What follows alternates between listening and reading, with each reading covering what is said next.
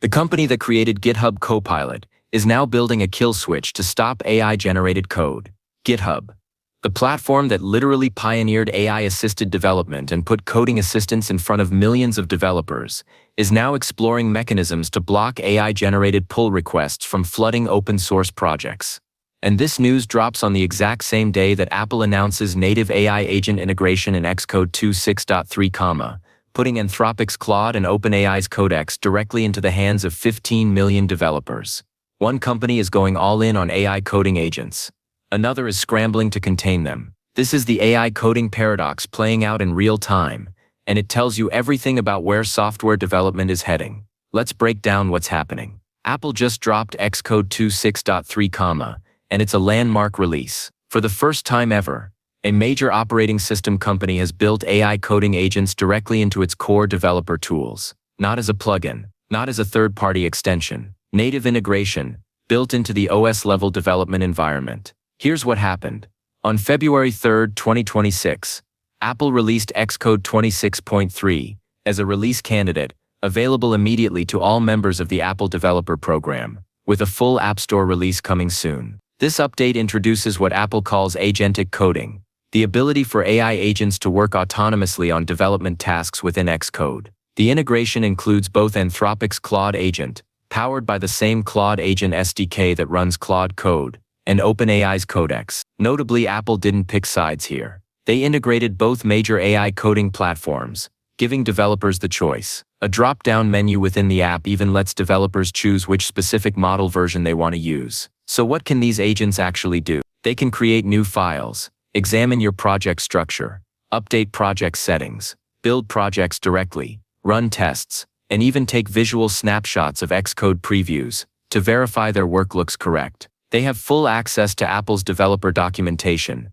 that Apple specifically optimized for AI agents to consume efficiently. The technical foundation here is significant.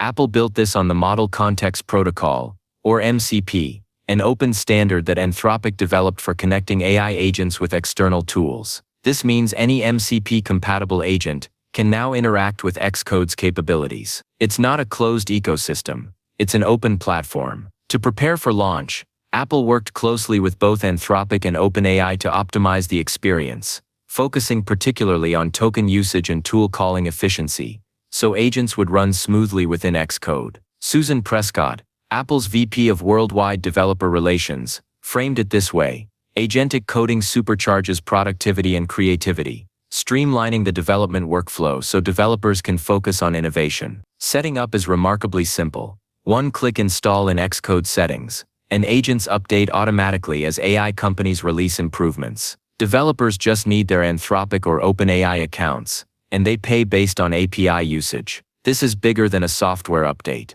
This is Apple declaring that agentic coding has crossed from experimental to essential. Think about what just happened. The most influential company in consumer technology, a company notorious for being deliberately slow and selective about new features, just made AI coding agents a native part of their development stack. That's not an endorsement, that's a coronation. For the AI coding space, this is massive legitimacy. Tools like Claude Code have been gaining traction among early adopters and power users, developers who actively seek out cutting-edge workflows. But Xcode puts these capabilities in front of millions of developers who might never have tried agentic coding otherwise. This isn't about converting enthusiasts anymore. It's about setting a new default for how software gets made. The fact that Apple integrated both Claude and Codex is strategically important. Apple typically picks one partner and goes deep.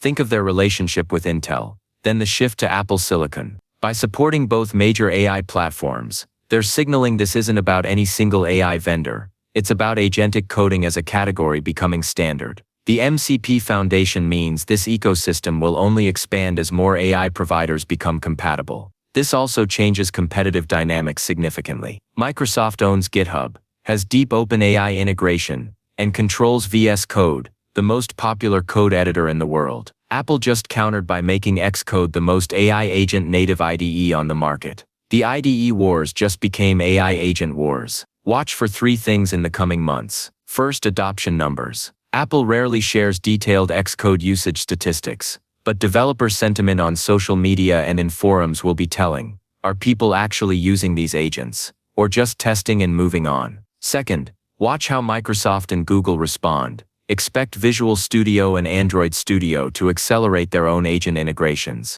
The pressure is now immense. Third, and most interesting, watch for what developers actually build. When 15 million developers suddenly have AI agents in their primary IDE, the applications that emerge could look very different from what came before. So Apple is betting big on AI agents writing code. But here's the uncomfortable question nobody's asking loudly enough. What happens when all that AI-generated code needs to go somewhere? Because while Apple is opening the floodgates on one end, GitHub is desperately trying to build a dam on the other. The platform that literally created AI-assisted coding is now facing a crisis it helped create. And the timing couldn't be more ironic. GitHub, the Microsoft-owned company that brought AI coding to the masses with GitHub Copilot, is now exploring what can only be described as a kill switch for AI-generated pull requests. Here's the situation. GitHub has been hearing from developers that they're dedicating substantial time to reviewing contributions that do not meet project quality standards. These submissions fail to follow project guidelines,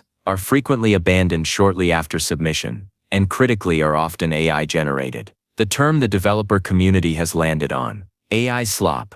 The numbers are stark. According to Xavier Portillo, who leads cloud infrastructure at VoiceFlow and is part of the GenKit core team, only 1 out of 10 AI-generated pull requests is legitimate and meets the standards required. That's a 90% rejection rate for AI contributions. GitHub is now considering several solutions, giving maintainers the option to disable pull requests entirely, restricting pull requests to project collaborators only, providing the ability to delete pull requests directly from the interface rather than just closing them, and implementing more granular permission settings to filter contributions. But individual projects aren't waiting for GitHub to act. Mitchell Hashimoto's Ghosty project has implemented a zero-tolerance policy. Submit bad AI-generated code, and you're permanently banned from contributing. Steve Ruiz, founder of the popular TL-Draw diagramming library, announced he would auto-close all external pull requests entirely. These are respected developers taking drastic measures. Perhaps most telling,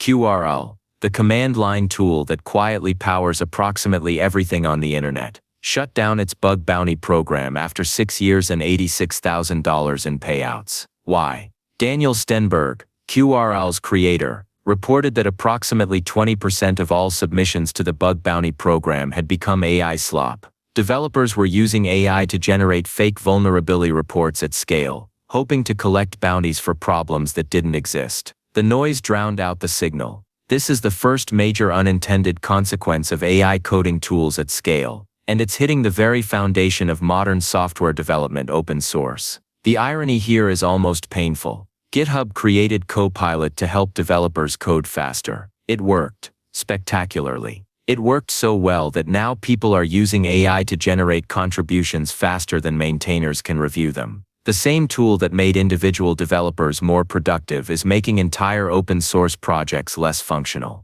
The traditional code review model is fundamentally broken. Maintainers used to assume that if someone submitted code, they at least understood what they submitted. That assumption is gone. AI-generated pull requests can look structurally fine, proper formatting, reasonable variable names, plausible logic, but be logically wrong, unsafe, or interact with systems in ways the submitter doesn't understand because they never wrote it. As one frustrated maintainer put it, AI slop is DDoSing open source maintainers. There's also a trust problem that's hard to solve technically. How do you verify whether someone actually wrote and understands their code? Projects like QRL and companies like Swisscom are now requiring contributors to disclose any use of AI tools when submitting code or security reports. But disclosure depends entirely on honesty, and there's no technical way to enforce it. The uncomfortable reality that nobody wants to say out loud: the platforms hosting open source have financial incentives that don't align with maintainer well-being.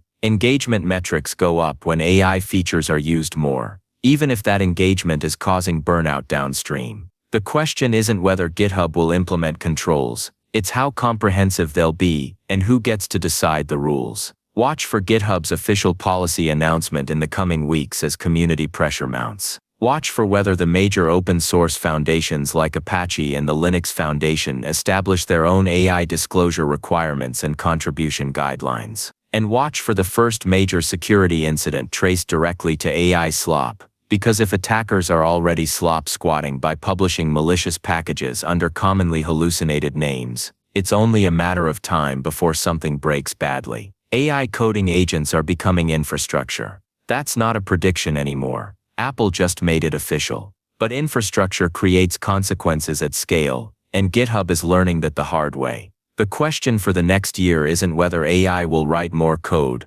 that's inevitable. It's whether the systems around that code, review processes, quality controls, trust models can evolve fast enough to handle what's coming. Something to think about as you're building. If this kind of analysis is useful, subscribe. There's AI news like this every single day, and it's moving fast. See you in the next one.